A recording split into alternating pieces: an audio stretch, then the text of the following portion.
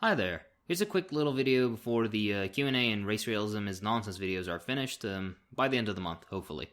Don't mind the Silent Hill 3 footage in the back, I have it going just to have something be there. So, after having my Jordan Peterson videos get a surprising amount of views, it seems like every internet reactionary and their mother came out of the woodwork in order to criticize me. What struck me instantly is how bad all these criticisms are. I must have gone over 5,000 comments on those two videos alone, and maybe, 10 are decent, maybe? I had two options. Either go through the most popular ones, systematically explain why they're wrong in hopes of getting those sort of people to change their minds, or we could all just meme a bit and have fun with it.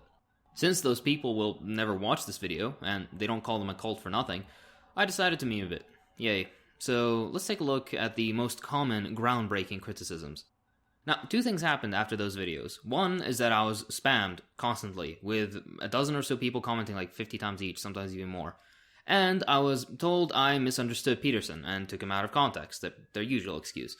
A lot. I mean, a lot. If I took a shot for every time I was told I took him out of context by quoting one of his outrageously ridiculous opinions, I'd have died of liver failure 5 minutes in. Thankfully, I don't drink. So yeah, that first point, misunderstanding Peterson. Firstly, you can't misunderstand someone who's very clearly being sexist. For example, I showed this in the video.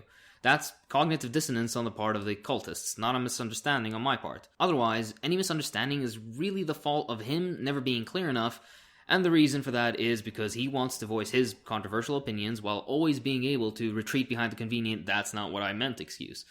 I don't want to dwell on this too much, so let's move on. I was called a Jew. Negatively. I mean, when does anybody call somebody a Jew and mean it positively? It isn't too wrong. I am a Semite, just not that kind of Semite. They probably like to throw me in a chamber regardless, though. Hey, at least there's some areas where they don't discriminate. I was told any criticism I, or anybody else makes, doesn't matter because it wasn't made by someone who was famous. Wow. Aside from the problem constantly appealing to authority for these people, why does that matter? Why should you listen to someone only when they're famous? Peterson himself wasn't famous at one point. Hell, most of his work was done when he wasn't famous. By their logic, he shouldn't be listened to. Taking this silly idea even further, one could definitely say that Marx is, by far, way more famous than Peterson ever will be. Doesn't that mean that they should all be climbing over each other trying to get a copy of, the 18th Brumaire or something? Also, there are attempts for him to be shown for the charlatan he is, live, in public, by Zizek and Richard Wolff. Of course, Peterson cancelled those debates. Yes, truly a mark of somebody confident in their opinions. When faced with people whom he knows will wipe the floor with him, he backs out like a coward. This guy is used to debating, and I use that term loosely, kids straight out of high school, not competent professionals that can easily see through his bullshit. I got called a Jew some more. Wow. For all the talk that he isn't racist and is helping people, blah blah blah, I sure do get called a Jew by his fans fairly often. Almost uncomfortably often. I got called a beta cuck. Hey, I'll take it. For people all of a sudden so confident in pop psychology nonsense, they can't seem to see how calling everybody they don't like beta cucks reflects on their own insecurities. Maybe they themselves are awkward around women. Maybe they themselves have a fetish for being cucked. Think about it in the terms of the closeted homophobe. I got a lot of people saying something that goes like, don't criticize him because he helped lots of people. Yeah. So did Bill Cosby. That doesn't mean you shouldn't criticize him for the 50-plus rapes he committed.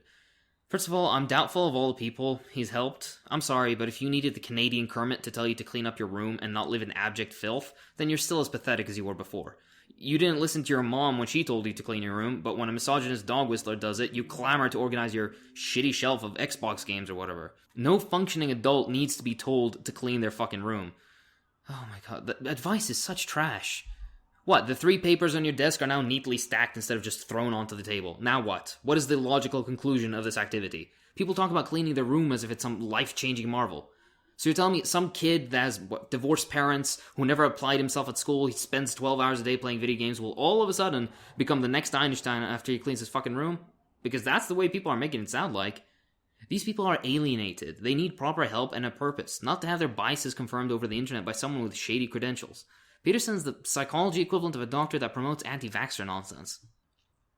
My personal favorite critique is, you don't have a right to criticize because you're not in his field. Despite the fact that the trash he peddles isn't his field. It's bullshit pop psychology with a thin boot-licking overcoat mixed with his own fantasies about fucking his grandmother.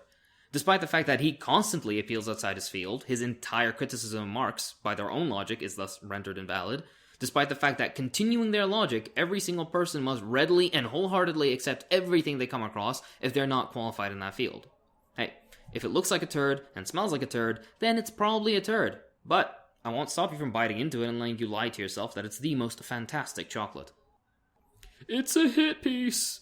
This one's just strange. Why? Because the videos show how much of a piece of shit Peterson is through his own writings? His ideas are incoherent, showing that isn't an assassination. What calling it a hit piece really means is that they found the piece so shattering to Peterson's fragile image that it must be intended to destroy his credibility, despite the fact that any cursory glance at his bullshit will do that job easily. Also, just minor point, but I find this hilarious and a little bit cringy how so many people call him Dr. Peterson, as if he's like some world-class important figure in psychology and universally respected, etc., etc., which couldn't be further from the truth, by the way. Just ask people in his field. Hell, they're even making Reddit posts about it, talking about how all the Peterson fanboys are filling classes and trying to disallow discussion around anything vaguely postmodern neo-Marxist, a term for all the things they don't understand. Look, Dr. Peterson isn't going to tuck you to bed. No need for all the formalities. These are the same people that would never refer to a woman with a PhD as doctor, instead preferring the misogynist remarks bolstered to them by their daddy, the Lobster King. Moving on. There are so many armchair psychologists telling me over and over that they can tear apart my argument and educate me about how wrong I am, but then never do. Or they say some vague condescending shit like, you wouldn't understand what I tell you, the complexity would go over your head, while having fucking grammar mistakes all over their comments. I swear, these guys are like the Rick and Morty memes, but real. Oh, and have you read everything ever? Because if not, then you can't criticize him. This is coming from the same people that worship a guy that has never even touched Marx, but talks ceaselessly about him. Maybe direct your criticisms toward Daddy Lobster himself so people would have something decent to critique him over, rather than his usual, everything is just fine for me, so why are all these colored people and women complaining tirades? To finish it off, here are a couple more people that called me Jew, yes. Or, how about that one time some guy referred to communists as, cummies.